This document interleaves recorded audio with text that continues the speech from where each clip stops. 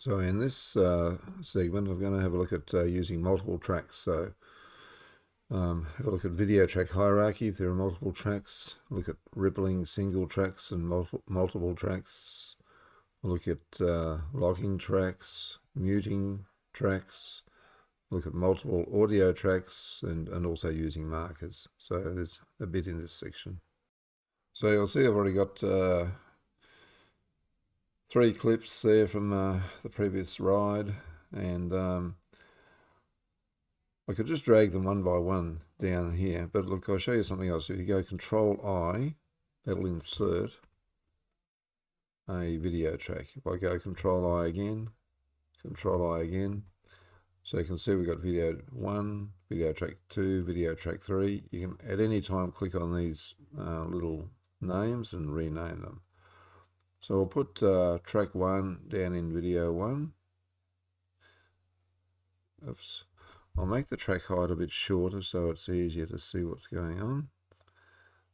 Oops, wrong one. Track height, make tracks shorter. We'll put track clip 2 into track 2. We'll put clip 3 into track 3. We've got 3 tracks. They're all different lengths. And put the playhead somewhere, and we'll see that what it's looking at is the top one. So if I hide the top one by turning off that thing, now it's showing this one. If I hide that one, it's showing the bottom one. So the hierarchy is whatever is above takes precedence over whatever's below. We can slide one without sliding the other. If we just dealing with a single track, we'll have the same impact as what we looked at in the previous section. If I move that across, nothing changes. If I select this track and split it and move that, and we have this on, that if I move that, they'll both move. Move it back, they'll both move. So it's the same as single track operation when we've got just a single track selected. If I go to this one and move it, it only impacts things that are on the V2 track. Move it back. Same with video track 1. Move it back. So at any point, we're going to see whatever's on top. So at this point here, we're seeing what's on this track. If I hide that track, it's showing what's down there. We'll have a look at what happens if we cut a track. So if I have a track selected and I press cut, it cuts that track. I'll undo that. If I don't have a track selected and I press cut, it'll cut the top track, and you can tell by it, you can see the little logo that it's placed either side of the cut mark. So cut.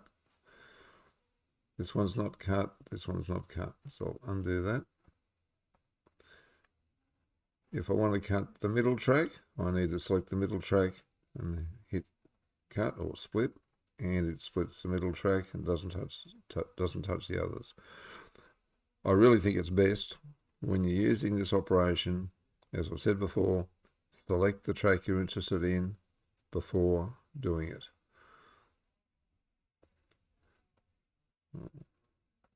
Okay, now we've cut all 3. I'll just take out, I'll hit X, get rid of that segment, get rid of that one, get rid of that one.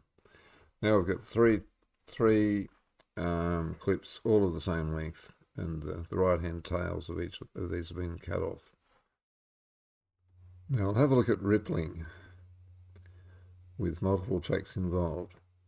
So previously we just had this first one selected, which says ripple just for a single track. This one says ripple all tracks. So let's say we cut this track and we only have the first one selected, and I slide that across. That's the only one that moves. So I'll undo that. Let's select ripple all tracks. So this one's cut. The other two are still continuous. I select this right hand portion, move it across, and it automatically cuts these other two. So this is something to be cautious of. If you only want to move the one track and you have both tracks, or ripple all tracks selected, it's going to move everything. May not be what you want. It may be what you want, it may not. So you just need to be aware of that. So I'll undo that.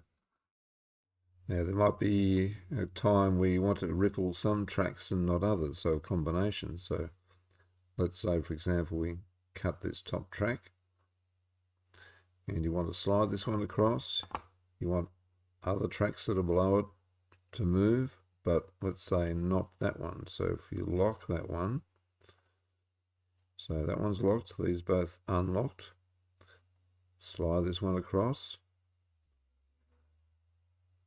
and we only had a single ripple, so it's just on the single ripple. Move it back. Select all tracks rippling, move that, and it's going to split the bottom one and move it. If I move it again, the bottom one will move with it. Move it back, the bottom one will move with it, but the middle one, which is locked, is unaffected. So if you wanted a certain track to not be touched, you've finished with the position of all of the segments, etc. You don't want to mess with it, then lock it. And again, if you mess it up, undo's always a good friend. Sometimes you want to remember a position in the whole sequence of tracks, like put a marker there. If you place the playhead where you want the marker, let's say we want the marker right at the start of this split. So hit the letter M, and it places a little green marker, and you can move that to where you want it, right? When you're rippling tracks, you can make the marker move with the moved track. So let's say we want to move this segment, we want the marker to go with it. We do that.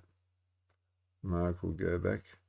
If we turn that off and we move that segment, the marker doesn't move.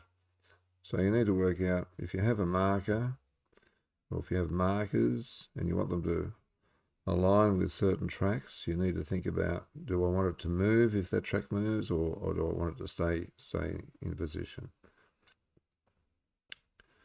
If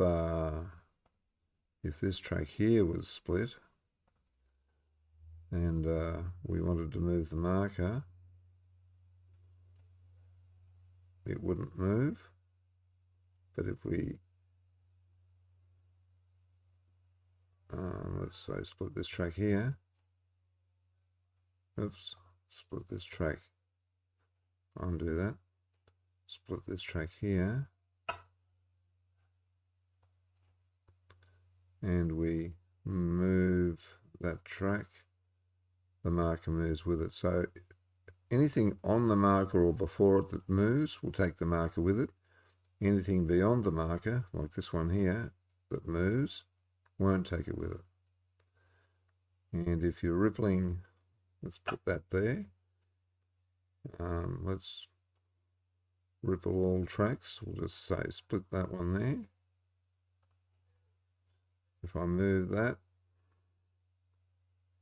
all tracks will go with it, but the marker stays in place. Undo that.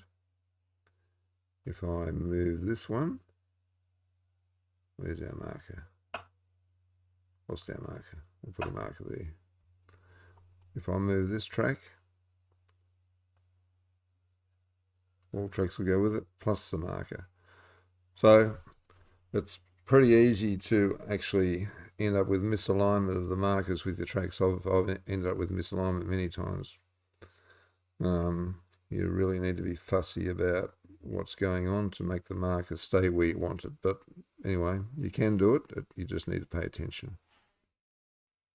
Sometimes when you're playing with multiple audio files, they'll all try and play at the same time. With the video, you only see the top track, but with audio, you get the sound coming in. It's going to sound terrible.